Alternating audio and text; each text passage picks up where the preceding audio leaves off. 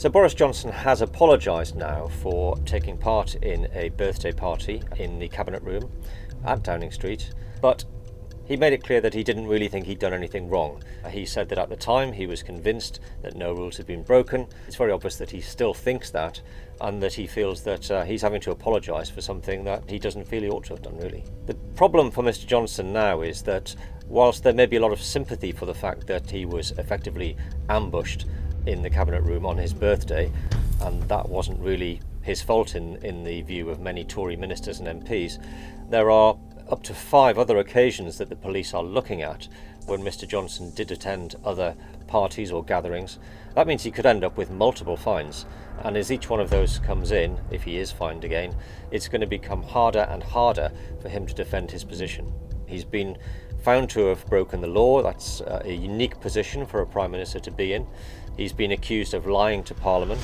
That's very serious as well if he accepts that he's done that, which at the moment he doesn't.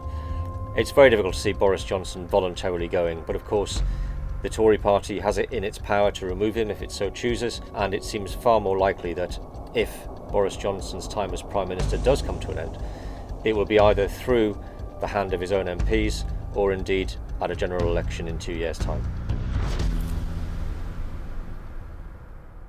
Never in our history has a Prime Minister been found to have broken the law, and then he lied to the public about it. Britain deserves better. If the worst were to happen for Boris Johnson and his MPs did choose to force him out through a confidence vote, then there would be a leadership election. Of course, he could stand in that leadership election, although if the party had already expressed no confidence in him, he'd be unlikely to win that. So then we'd be into the situation where, in the middle of a parliamentary term, the Conservative Party would have to choose a new leader and a new Prime Minister. That's a process that could take many, many weeks, unless, of course, they choose one candidate who they can unite behind. That seems unlikely at the moment.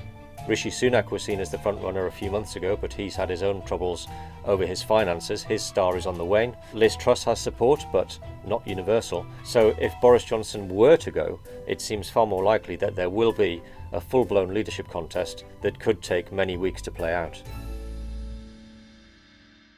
So Boris Johnson could have recalled Parliament to discuss this issue. He, of course, was talking about recalling Parliament to discuss the war in Ukraine. That clearly is now not going to happen because he doesn't want a recall of Parliament to be dominated by questions about Partygate. So his tactic will be to lie low, hope that there are no more revelations that come out, try to rally Tory MPs behind him. There will be a lot of conversations happening behind the scenes as Tory MPs carry on with their Easter recess. Whips will be ringing up their MPs, trying to get them to rally behind the Prime Minister, and he will hope that by the time Parliament comes back next week, this will have slightly faded from the headlines, that people will be talking about something else, and that the danger will have passed. He's certainly not going to go without a fight.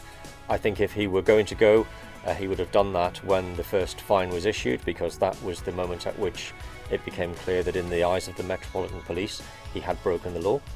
He decided not to do that, so the likelihood of him resigning at any time in the near future of his own volition seems very remote, if not nil.